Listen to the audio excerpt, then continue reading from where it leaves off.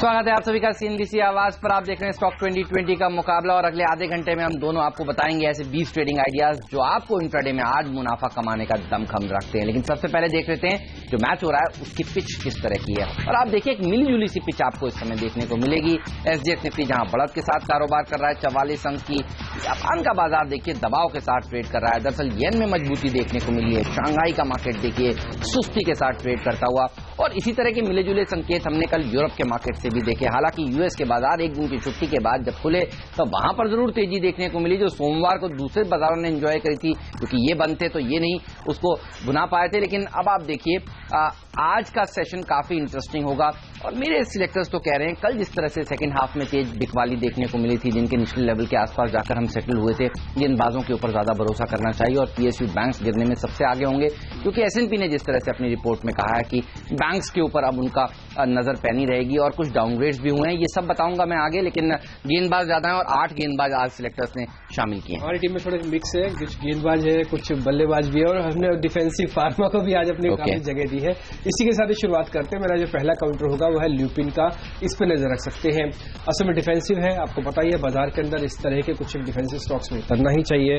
और इसके साथ एक खबर भी है, असल में यह खबर यह है कि प्रमोटर बायबैक कर सकता है। ये 24 तारीख को बायबैक की डेट है जिसमें बायबैक हो सकता है।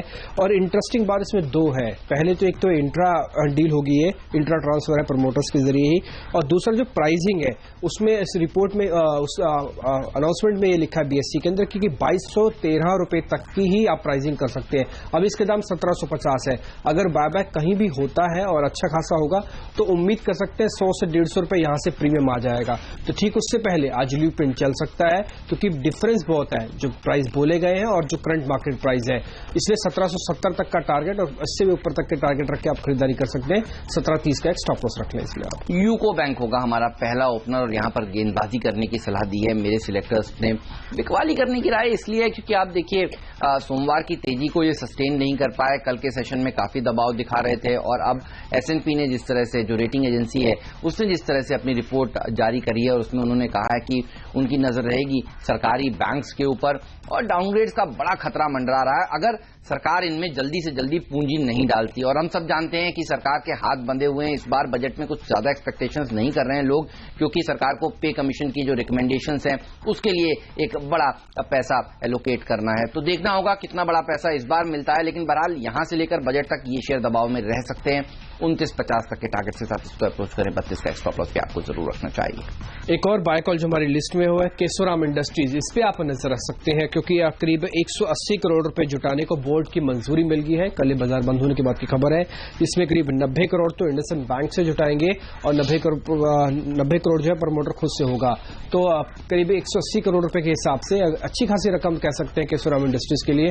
तो एक पुल बैक मिलेगा। कल भी करीब 4% बढ़त के साथ था जब बाजार गिर रहा था, तो आज वापस एक अच्छी बढ़त देखने को मिल सकती है।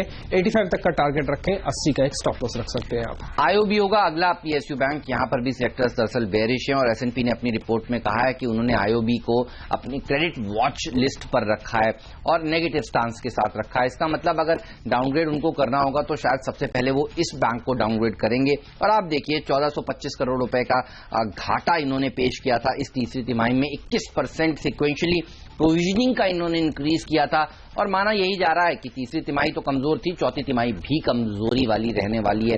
इसीलिए यहां पर कोई बाइंग नहीं होगी। और बाजार देखिए दरअसल गिर इसलिए रहा है क्योंकि इस समय कन्विक्शन नहीं है ट्रेडर्स का, खरीदारी वो करना नहीं चाहते। इतना पिटाई हो चुकी है शेयरों की, लेकिन अभी भी लैक ऑफ बाइंग की वजह से बाजार में कमजोरी देखने को मिल रही है और एफआईएस लगातार बिकवाली कर रहे हैं। आईओबी से भी आपको बचना चाहिए लॉन्ग साइड में जाने के लिए और हर उछाल में बिकवाली करिए, ऐसा बनेगा। 22 तक के टारगेट के साथ अप्रोच करें। 24-25 का स्टॉप लॉस भी जरूर रखना चाहिए। तीसरा शेयर जो होगा वो भी हमारी तरफ से बाय लिस्ट में ही है, वो है जस्ट डायल का शेयर। असल में तेज मोमेंटम के साथ ये शेयर टूटा है, कई दिनों से इनफैक्ट टूट ही रहा है, लेकिन अब खबर ये आ रही है कि इसमें भी प्रमोटर्स बायबैक कर सकते हैं। और ये बायबैक जो है 25 तारीख से 10 मार्च के बीच में खुलेगा और उम्मीद ये कर सकते हैं कि बायबैक की जो प्राइसिंग है वो काफी इंटरेस्टिंग होगी, क्योंकि 10 लाख शेयर प्रमोटर बायबैक करेंगे। टाइम फ्रेम है जिसके बीच में बायबैक का प्राइसिंग भी आ जाएगी। तो फिलहाल अभी 465 रुपए का टारगेट रख के आप इसमें खरीदारी करें, क्योंकि तेज गिरावट हुई है। कम से कम बायबैक के तौर पर प्रमोटर ये भी दिखाना चाहता है कि वैल्यूएशन कंपनी की ठीक ठाक और आगे चल के कंपनी बेहतर काम करेगी, इसलिए हो सकता है कुछ प्रीमियम पे ही बायबैक हो। 465 और 435 का स्टॉप लॉस।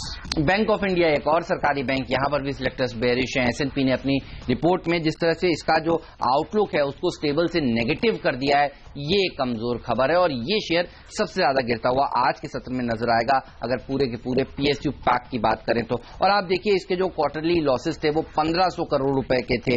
इसके अलावा इन्होंने जो प्रोविजनिंग करी थी वो 3600 करोड़ रुपए की बड़ी प्रोविजनिंग करी थी। ग्रॉस NPAs देखिए करीब 9.5% के आसपास आए थे। रेटिंग एजेंसी को लगता है कि अगले 12 से 18 महीने तक इनकी अर्निंग्स नहीं सुधरने वाली और जब तक अर्निंग्स नहीं सुधरती यहां पर फंड्स इससे दूर रहने वाले हैं। रिटेल इन्वेस्टर्स भी अब समझ गए हैं, वो भी इन सारे बैंकों से दूर रहने वाले हैं। इसीलिए यहां पर दबाव देखने को मिल सकता है। 83, 84.5 तक के टारगेट्स आसानी से इस स्टॉक में आज खुलते ही अचीव हो जाएंगे। एक और शेयर जो हमारे आज लिस्ट में है उससे आप नजर रख सकते हैं वो है OBC का, असलन bank of Oriental Bank of Commerce. इसलिए इस पर नजर रखनी होगी क्योंकि खबर तो है ही सिस्टम में कि सरकार हो सकता है FDI कैप बढ़ा दे और एक कैप करीब 49% कर दे। अभी तक सिर्फ सरकारी बैंकों में से 20% का FDI अलाउड है और 49% का मतलब कि 2 गुना कर देना। और वैसे भी वित्त मंत्री की अगर आप भाषा भी सुने तो उन्होंने कहा कि बड़े फैसले लेने होंगे और सरकार इनके साथ खड़ी है। उम्मीद तो यही कर सकते हैं कि इस तरह की खबरें जब आती हैं या फिर इस तरह के सिस्टम में रहेंगी तो कुछ हद तक मिड कैप बैंकिंग में वापस जाना आ सकती है। OBC इस लिहाज से हमने लिया है 84 के टारगेट के लिए आप इसमें खरीदारी करें, 80 का एक स्टॉप लॉस भी रख लें। सिंडिकेट बैंक एक और ऐसा बैंक है, PSU बैंक है, जहां पर सिलेक्टर्स बेयरिश हैं और S&P ने अपनी रिपोर्ट में ये कहा है कि उन्होंने जो अपना नेगेटिव आउटलुक था उसको बरकरार रखा है नतीजे देखने के बाद। देखिए अभी तो S&P की तरफ से रिपोर्ट्स आ रही हैं, अभी दूसरी रेटिंग एजेंसीज भी अपनी रिपोर्ट जारी करेंगी और खुदा ना खास्ता अगर किसी रेटिंग एजेंसी ने इनको डाउनग्रेड कर दिया तो काफी दिक्कत की बात हो सकती है। तो S&P की इस रिपोर्ट के बाद एक बड़ी चिंता इन बैंक्स के ऊपर नई खड़ी हो गई है और ये शेयर आज भी दबाव में रह सकते हैं।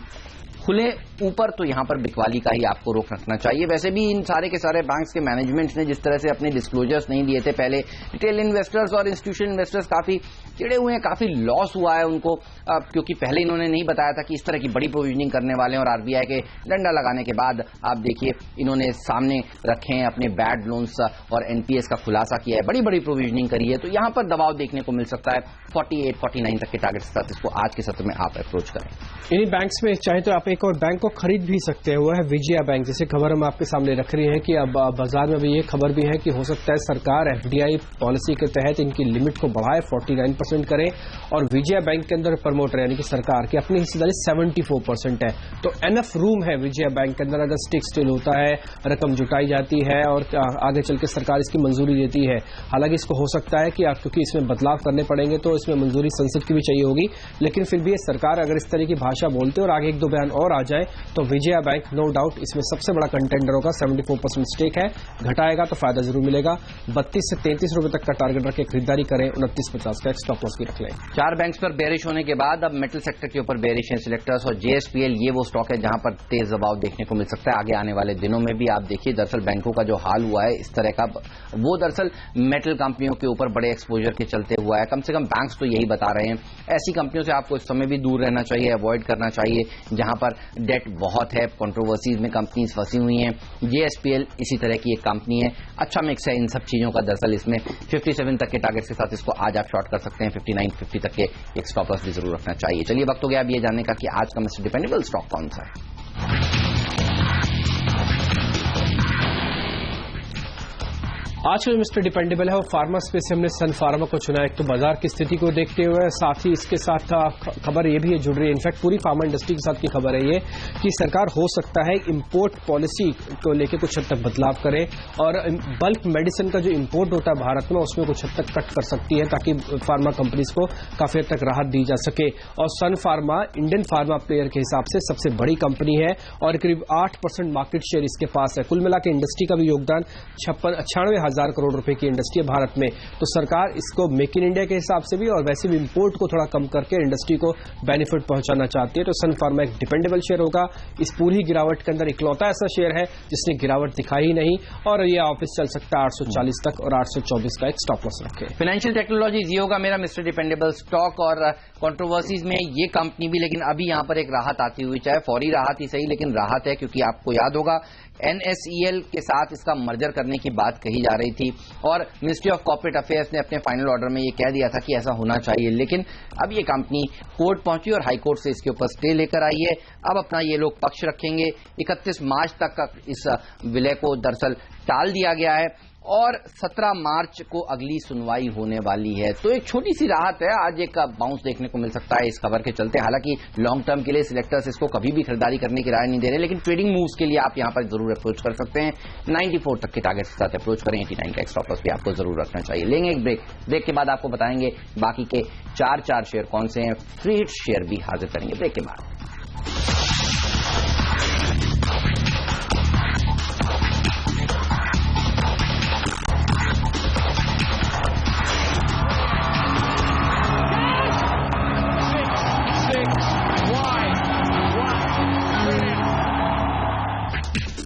ब्रेक पर एक बार फिर आपका स्वागत है। तो 6 शेयर हमारी तरफ से आपको मिल चुके हैं और उम्मीद करते हैं आज कम से कम एक बेहतर रिटर्न आपको जरूर मिले। हालांकि उतार चढ़ाव बाजार के अंदर आज भी एक्सपेक्टेड है हमेशा की तरह, और इस लिस्ट को और बड़ा करते हुए आज एक और शेयर हमारे सामने आपके सामने रखते हैं मेरी टीम में। वो होगा पीएफसी सेल।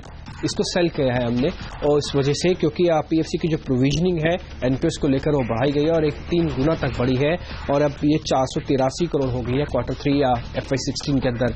तो कुल मिला के पावर फाइनेंस को, हालांकि पावर फाइनेंस को लेकर, पावर कंपनीज को लेकर सरकार काफी जद्दोजहद में है, काफी काम भी कर रही है, लेकिन उसके बावजूद भी जब इस तरह की कोई नेगेटिव खबर आती है और कल शेयर 5% टूटा भी था, तो उम्मीद ये कर सकते हैं कि आज वापस एक वीकनेस दिखाएगा। 136 तक का टारगेट इसमें रख के आप इसको शॉर्ट करें। 146 का एक स्टॉप लॉस भी रख लें। कैनरा बैंक होगा मिडिल ऑर्डर का पहला खिलाड़ी और 4 बैंकों को पहले सिलेक्टर्स ने टीम में शामिल किया था और ये 5वां बैंक है हमारी टीम में। यहां पर आज दबाव देखने को मिल सकता है। दरअसल सरकारी बैंक्स में काफी जबरदस्त प्रेशर देखने को मिलेगा। यहां पर आज भी आप बिकवाली का ही रुख रख सकते हैं। सिलेक्टर्स कह रहे हैं कि 161 तक जा सकता है। ये 172 के स्टॉप लॉस के साथ यहां पर आप ट्रेड करना चाहिए। सेल ऑन रैलीज की रणनीति रखिए। देखिए सोमवार की रैलीज में अगर बिकवाली की होती तो कल के दिन अच्छा प्रॉफिट हुआ होता। तो बाजार भी उछाल में बिकवाली का मोड दिखा रहा है और ये बैंक्स भी, इसलिए यहां पर बिकवाली की राय आज सिलेक्टर्स दे रहे हैं। इसके अलावा एक और शेयर जो हमारी आज लिस्ट में हुआ वो कार्ड, एक और फार्मा काउंटर आज हमने उतारा है इसी मार्केट के अंदर। कल वो कार्ड के अंदर काफी स्ट्रांग मोमेंटम था, शॉर्ट कवरिंग थी और एक करीब शॉर्ट कवरिंग से कल 4% तक चढ़ा है। आज जिस तरह के SGX निफ्टी के अभी तक के संकेत है, ऐसा लगता है कि अगर कहीं भी बाजार थोड़ा भी तेजी दिखाएगा तो शॉर्ट कवरिंग एक्सटेंड होगी और फार्मा कंपनी के अंदर क्योंकि डिफेंसिव वाला प्ले भी है तो चलेगा। कल कुछ मैनेजमेंट की क्लैरिफिकेशन भी आई थी कुछ एक प्लांट्स को लेकर, उसके बाद से हमने देखा था एक तेजी बनी थी और गिरते बाजार में भी चढ़ रहा था ये शेयर। वो कार्ड पे आप नजर रखें, काफी स्ट्रांग मोमेंटम है, आज भी चल सकता है। 830 तक का टारगेट और 788 का एक स्टॉप लॉस। अशोक लेलैंड ये एक और ऐसा ऑटो कंपनी है जिसने काफी अच्छा प्रदर्शन दिखाया। 2015 में आउट परफॉर्म किया इसने मार्केट को भी, लेकिन अब यहां पर खराब खबरें आती हुई 8 साल से जो इनका करार चल रहा था जापान की कंपनी निसान मोटर्स के साथ, देखिए वो टूट गया है। एक निसान मोटर्स और अशोक लेलैंड की तरफ से काफी रिश्ते बीच में कड़वे हो गए थे। एक ने लीगल नोटिस दिया था, दूसरे ने टर्मिनेशन नोटिस दिया था इस करार का। बहरहाल अब ये करार टूट गया तो यहां पर एक दबाव जरूर देखने को मिलेगा। आज के सत्र में 85 तक के टारगेट के साथ इसको आज आप अप्रोच कर सकते हैं। वक्त है ये जानने का कि आज का फ्री हिट शेयर कौन सा।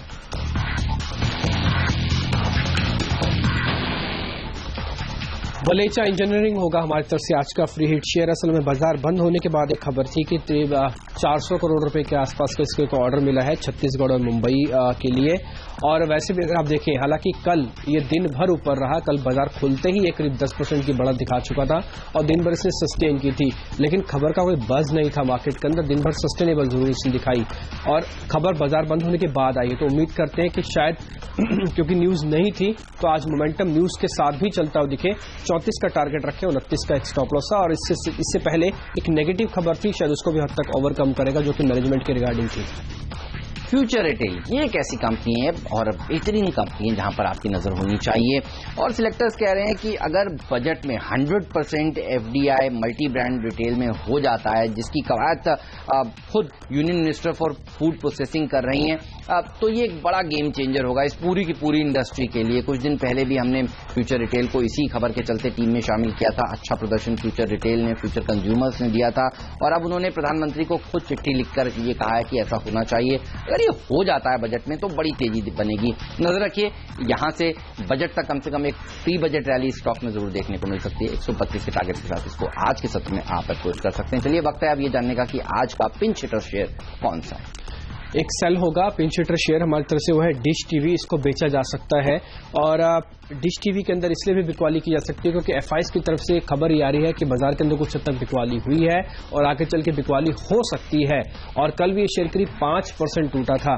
चार्ट पे, टेक्निकल चार्ट पे बहुत ही वीक है। और कल 12-1 बजे के बाद का अगर आप मूव देखेंगे तो इस काउंटर ने अपने को संभाला हुआ था, लेकिन 12 बजे के बाद एकदम से तेज गिरावट इस शेयर के अंदर आते हुए दिखी है। तो इसके अंदर वापस आज एक शॉर्ट की पोजीशन ली जा सकती है। किसी भी अपने इसमें आप 73 का एक स्टॉप लॉस लगा के बेचे, इसको 67 तक ही पहुंच सकता है। शॉर्ट करें डिश टीवी। IFCI ये होगा मेरा आखिरी शेयर। पिंच हिटर स्टॉक का दर्जा इसको इसलिए दिया है क्योंकि आप देखिए बैंक्स जब कमजोर हो रहे हैं तो PSU NBFCs में भी दबाव देखने को मिलेगा। आपने देखा कल PFC, REC में जिस तरह से बड़ी प्रोविजनिंग होती हुई दिखी और तेज प्रेशर बनता हुआ दिखा। आज IFCI जैसे स्टॉक्स में भी इस तरह का प्रेशर देखने को मिल सकता है। वैसे भी कोई खास बड़ा ट्रिगर तेजी करने का यहाँ पर है नहीं, तो यहाँ पर उछाल में बिकवाली करने का ही आपको व्यू रखना चाहिए। आप 19.50-20 तक के टारगेट के साथ इसको आज के सत्र में आप अप्रोच कर सकते हैं। लेंगे एक छोटा सा ब्रेक, कहीं मत जाइए। अगर आप लेट हमारे साथ जुड़े हैं तो कोई बात नहीं, ब्रेक के बाद हम एक क्विक रिकैप देंगे पूरी की पूरी टीम का, साथ ही आपको ये भी बताएंगे कि आज का कैप्टन्स चॉइस कौन सा है।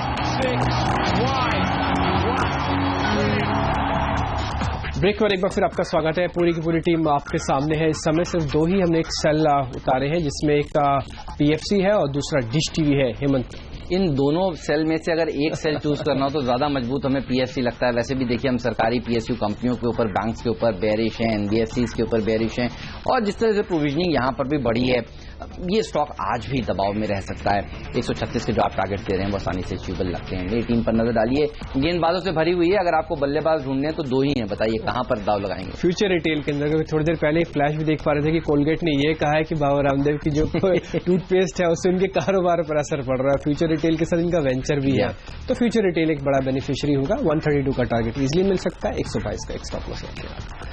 चलिए फटाफट से पूरी की पूरी टीम आप इस समय देख लीजिए। ल्यूपिन को हमने इस वजह से रखा है क्योंकि इसके अंदर एक बायबैक हो सकता है 24 तारीख को। प्राइसिंग बड़ी इंटरेस्टिंग है, 2200 तक की अपर लिमिट है, जिसमें अभी 1700 का दाम चल रहा है, तो प्रीमियम पे बायबैक हो सकता है मैनेज प्रमोटर की तरफ से।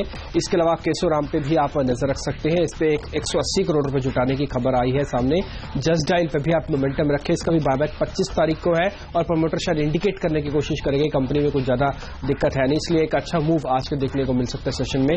OBC पे आप नजर रख सकते हैं क्योंकि अगर FDI लिमिट सरकार बढ़ाती है, इसको लेकर कोई बड़ा बयान आता है तो नो डाउट सरकारी PSUs बैंक के अंदर कुछ हद तक मोमेंटम बनेगा। विजया बैंक के अंदर 74% प्रमोटर्स का स्टेक है, थोड़ा भी स्टेक सेल होगा तो बड़ा बेनिफिट मिलेगा।